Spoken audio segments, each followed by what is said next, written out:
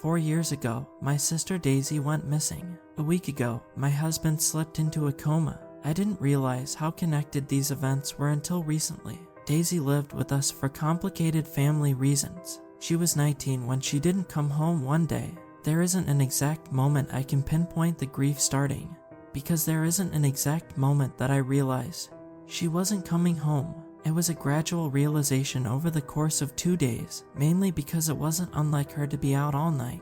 I always used to blame myself, convincing myself that if I had noticed sooner, we might have found her. About a year later, my husband and I were getting ready to move to our new home. We fell in love with it immediately when seeing pictures online, and that love only got further cemented during our viewing. The place was as huge as it had looked. We thought moving here would be the best decision of our lives, although in the back of my mind, I worried that we were secretly running away from our feeling of grief, leaving Daisy behind.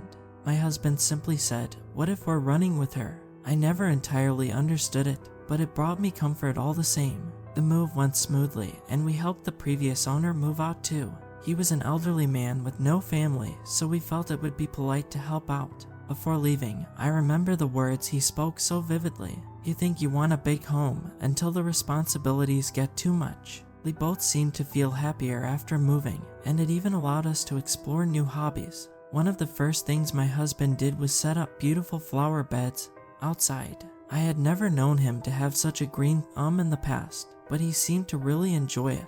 The outside of our home became full of life, as did the inside of my mind. For the first time in a while, I was happy. I always told him how proud of him I was. Every week he'd buy the same huge bag of cat food, not for a cat. We don't even have one. Apparently, it's just the best fertilizer. It made me laugh. It sounded ridiculous, but something must have worked. Those flowers bloomed all year round. The past week, I lost him without losing him. I woke up without him in my arms and went straight downstairs to find him. I found him unconscious on the kitchen floor with blood coming from his lower leg. I don't know how long he was there, but the blame set in once again. If I had found him sooner, would he have been okay? I called an ambulance right away, but he never regained consciousness. The doctors aren't sure he ever will. When I found him, he was laying next to the well. The previous owner told us he discovered the well whilst having work done on the flooring. He decided to incorporate it into the design, making it level with the floor and giving it a tempered glass top. It dates back to the 1800s, when this building was first constructed as a pub. My husband found it so interesting, always being sure to show it off for any kind of visitors we had.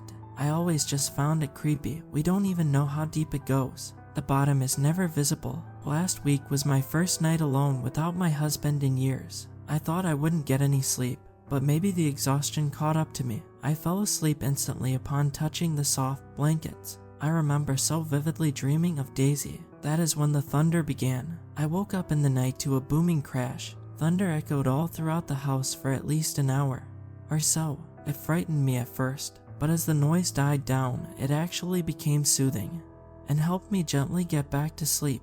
The next morning, I walked back to the hospital to see my husband. The ground was dry and warm. There was no evidence of the storm I had heard loudly visiting the neighborhood on the night prior. I didn't take this as a clue at the time. It just wasn't my biggest concern. Going to see him felt similar to looking for Daisy. With her, we would go out every day, physically searching for her and places she might be. Now, instead, I wait next to my husband, hoping, wishing for him to come back to me. The next night, the thunder came back. It had been louder and longer this time. I didn't get the satisfaction of drifting to sleep before it began. It was whilst I was laying there, eyes open, that I realized there was no light, not a single flash from any kind of lightning. Those bedroom windows remained as dark as void. I decided to check the weather. Cold, slightly cloudy. This cycle repeated. I felt like I was going insane. Like clockwork, every night, the same cycle, the same cycle, the same cycle. It got stronger with each night. I spoke to neighbors, doctors at the hospital, friends on the phone. I'd always bring the thunder up in conversation. None of them had heard any thunder. I could not wrap my head around how I was alone in this. Yesterday, my mind seemed to decide that it was time to be active around the house again. I cleaned the dishes that were piling up, emptied the bins, and decided I should tend to my husband's flowers. I was surprised that they weren't wilting already. It gave me a funny feeling that he was still around, taking care of them whenever I wasn't looking. I got emotional as I looked down at them. I wasn't even sure how he applied the cat food fertilizer. I had never really seen him do it.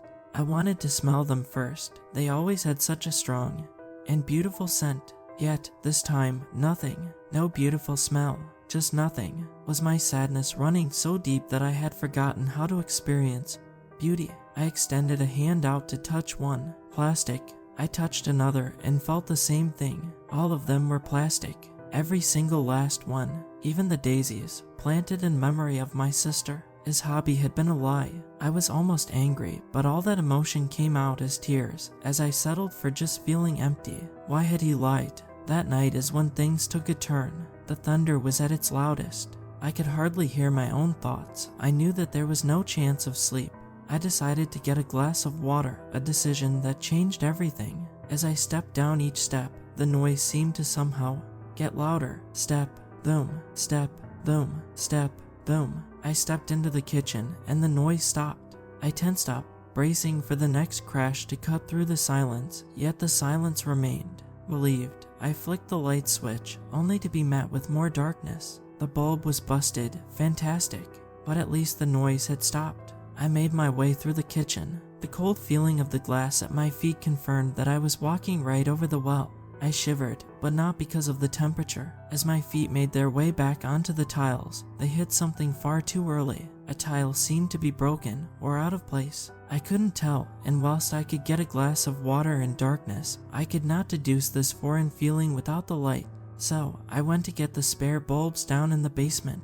Truth be told, I hadn't been down there since we moved to the house. I never liked the spooky atmosphere, but I had to face that fear, and thankfully, the basement was nice and bright. Regardless, I had no plans to be down there long. I found the bulbs quickly, but as I grabbed one, something caught my eye. Perfume. There had been lots of perfume. Boxes and boxes of them, none of them mine, and to my knowledge, my husband never wore perfume. Curiously, I sprayed one in the air and smelt it. I was instantly transported to the flower beds. This bottle smelled exactly like the ones outside our front door. So, I grabbed another bottle. This one smelled like the ones near our kitchen window. I grabbed another. This one smelled of daisies. I began to piece together what was going on, but I didn't understand why. Against my instinct, I decided to look around the basement a little more. I discovered a wooden box with a label, The Well Diaries. It was locked. Next to it was a collection of framed photos.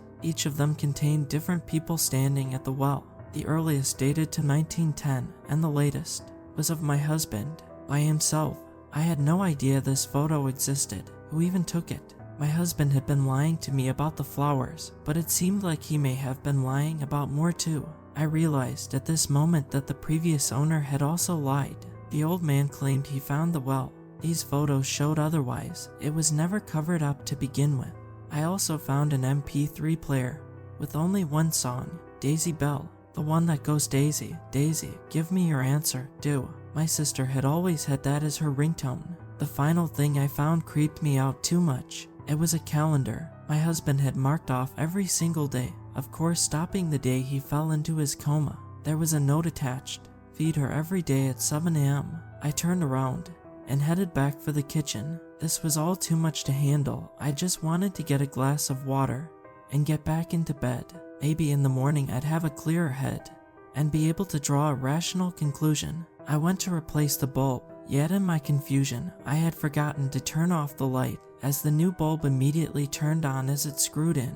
The almost blinding brightness isn't what startled me.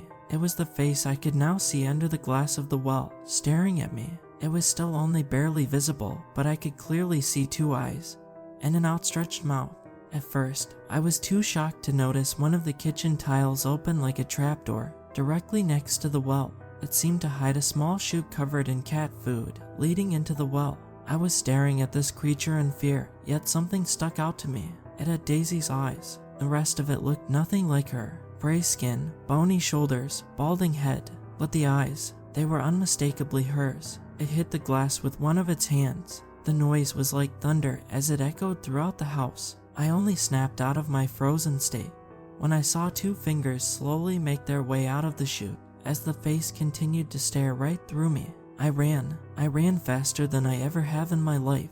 I ran, and when I couldn't run anymore, I ran anyway. I didn't have a specific direction in mind, but perhaps instinctively I ended up at the hospital. I sat with my husband, still shaking. I do not plan to go back to the house. It's not safe there. I stared at my husband, trying to calm myself down, trying to think of happier times, trying anything to just forget about what had just happened.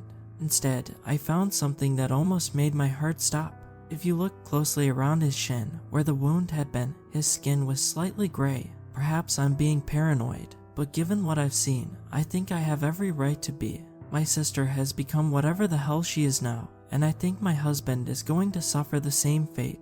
I need to bury him, right? I mean, that seems to be the entire point of the well, to contain whatever these things are. Clearly, they can't be allowed out. I don't know what to do next. I love my husband. I don't want to have to do anything to him, but I don't want him to become one of those things either. Perhaps I should track down the previous house owner. Perhaps I should try to read the well diaries. All I know is that I can't just forget this and leave.